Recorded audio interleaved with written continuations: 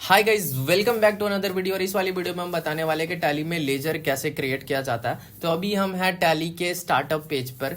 तो टैली को home screen पर जाने के लिए हमको दबाना है Alt+W दबाते हम टैली के होम पेज पर आ गए हैं। यहाँ पे मेरे को बोल रहा है सेलेक्ट कंपनी या फिर क्रिएट कंपनी। तो मेरा ऑलरेडी कंपनी बना हुआ है, तो मैं F1 क्लिक करूंगा तो मैंने जितनी भी कंपनियां बनाई होगी वो मुझे शो होना, लिस्ट ऑफ कंपनीज देखिए शो हो रहा है। तो मुझे शो करना, अगर आपने जितनी कंपनी बनाया होगा F1 क्लिक करते ही आपको शो करेगा। तो मैंने एक कंपनी बनाई थी प्रीवियसली लास्ट वीडियो में, तो मैं उसमें एंटर कर जा रहा हूँ। तो अगर आपको कंपनी सेलेक्ट करने नहीं आता या क्रिएट करने नहीं आता या आपको डिलीट करने नहीं आता, तो इससे रिगार्डिंग मैंने प्रीवियसली एक वीडियो अपलोड किया हुआ है। अगर आपने नहीं देखा तो जाकर देखना ना भूले।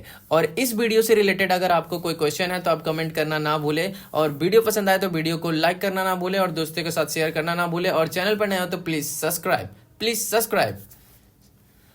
तो बिना किसी टाइम वेस्ट के फटाक से स्टार्ट करते हैं टैली में लेजर कैसे क्रिएट करना है। तो सबसे पहले हम लोग बाय डिफॉल्ट ही ऊपर में है, यानी कि अकाउंट्स इन्फो के पेज पर है। तो इसमें मेरे को एंटर कर जाना है। जैसे ही मैं एंटर करता हूं मैं आ गया अकाउंट्स इन्फो के पेज पर। तो इसके बाद मेरे को जाना है लेजर्स में। लेजर्स में जाने के बाद क्रिएट में हम क्रिएट कर सकते हैं और डिस्प्ले में हम देख सकते हैं कि क्या क्या लेजर हमने बनाया है। और ऑल्टर वाले सेक्शन में हम एडिट कर सकते हैं अपने लेजर को या फिर हम डिलीट कर सकते हैं। तो मैं पहले आपको बता दे रहा हूं कि लेजर कैसे क्रिएट करते हैं।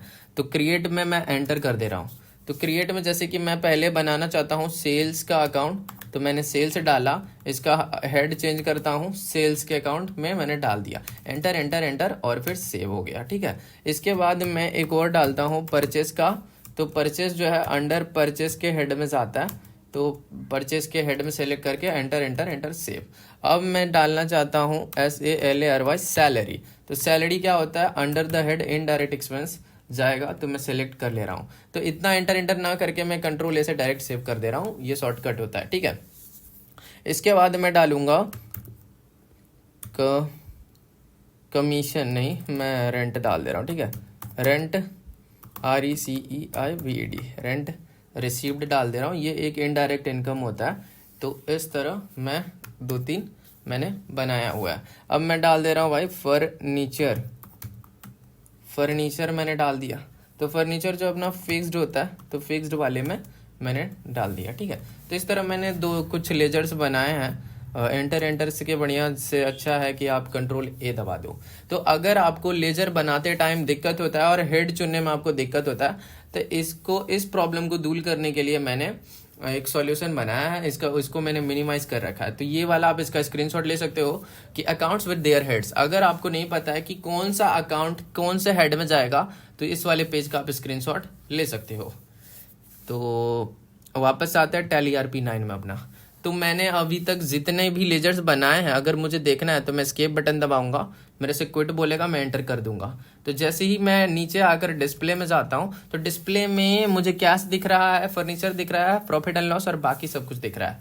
तो कैश और profit and loss by default होता है ना, हम इसको डिलीट नहीं कर सकते, ये रहेगा ही, हमेशा ही रहेगा। ठीक है, तो ये फर्नीचर दिख रहा है, फर्नीचर है, परचेज है, रेंट रिसीव, यानी कि जो हमने बनाया है वो सब है। ठीक है, स्केप बटन से हम वापस आ गए।